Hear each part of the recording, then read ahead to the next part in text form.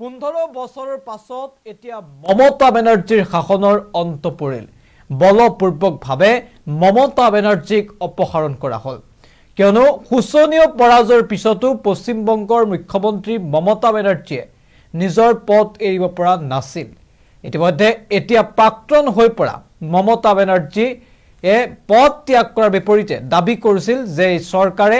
বা বিজেপিয়ে এই নিৰ্বাচনটো এক প্ৰকাৰৰ চুৰ কৰিছে নিৰ্বাচন আয়োগৰ বিৰুদ্ধে ভয়ংকৰ অভিযোগ তুলিছিল মমতা বেনাৰ্জীয়ে আৰু মমতা বেনাৰ্জীয়ে নিৰ্বাচনী ফলাফল ঘোষণাৰ পাছতো মুখ্যমন্ত্ৰী পদ ত্যাগ কৰা নাছিল অৰ্থাৎ মুখ্যমন্ত্ৰী হৈয়ে থাকিব বিচাৰিছিল মমতা বেনাৰ্জী কিন্তু অৱশেষত ৰাজ্যপালে ক্ষমতা ব্যৱহাৰ কৰি বৰখাস্ত কৰিলে মমতা বেনাৰ্জীক ভংগ কৰি দিয়া হ'ল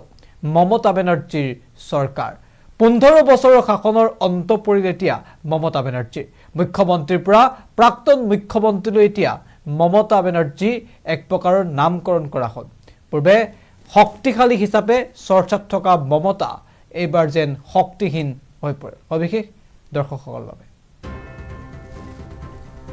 জনাইছো গুৰুত্বপূৰ্ণ খবৰ 15 বছৰৰ পিছত অন্ত পৰিল মমতাৰ শাসন ৰাজ্যপালে ভংগ কৰিলে মমতা বেনাৰ্জীৰ চৰকাৰ হুচনীয় পৰাজয়ৰ পাছতো পদ এৰা নাছিল মমতা বেনাৰ্জীয়ে মুখ্যমন্ত্ৰীৰ পদ ত্যাগ নকৰাৰ হুংকাৰ দিয়া মমতাক অৱশেষত অপসাৰণ কৰা হ'ল ক্ষমতা প্ৰয়োগ কৰি ৰাজ্যপাল চৰকাৰ ভংগ কৰিলে ৰাজ্যপালে সমগ্ৰ দেশজুৰি খবৰক লৈ ব্যাপক চৰ্চা এই মুহূৰ্তত কাৰণ 15 বছৰৰ পিছত মমতা বেনাৰ্জীৰ শাসনৰ অন্ত পৰিল মুখ্যমন্ত্ৰীৰ পৰা এতিয়া প্ৰাক্তন মুখ্যমন্ত্ৰীলৈ যেন অৱনমিত হ'ল মমতা বেনাৰ্জী আৰু 2011 চনৰ পৰা ধাৰাবাহিকভাৱে মুখ্যমন্ত্ৰী হিচাপে কাৰ্যভাৰ গ্ৰহণ কৰি ৰাখিছিল মমতা বেনাৰ্জীয়ে আৰু পশ্চিমবংগৰ শক্তিশালী মুখ্যমন্ত্ৰীৰ ভিতৰত অন্যতম আছিল মমতা বেনাৰ্জী সমগ্ৰ দেশতেই এক প্ৰকাৰৰ শক্তি আছিল মমতা বেনাৰ্জী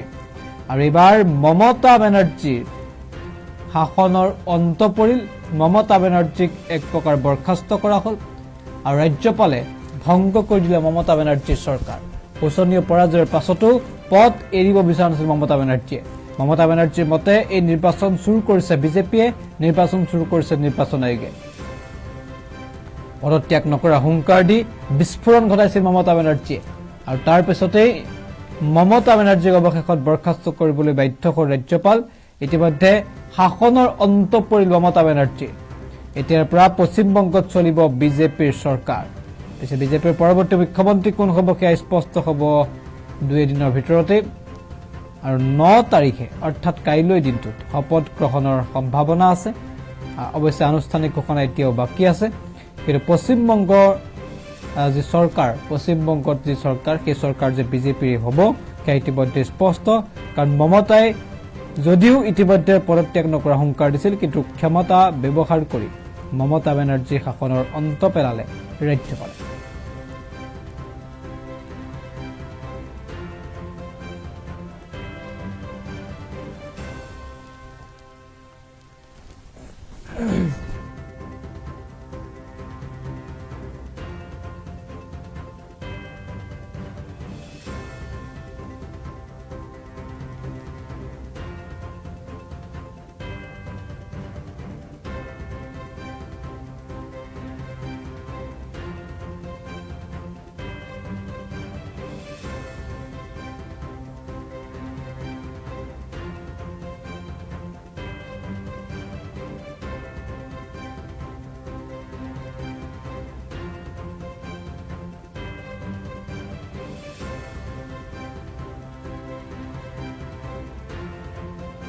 উত্তৰ পূবৰ আগশাৰী শিক্ষা প্ৰতিষ্ঠান প্ৰতীক্ষা গ্ৰুপ অফ ইনষ্টিটিউচনছ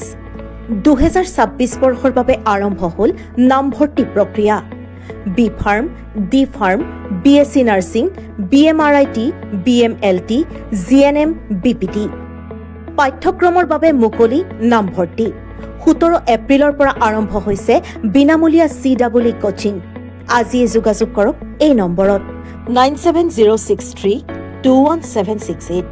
9181022366 আৰু 9181022377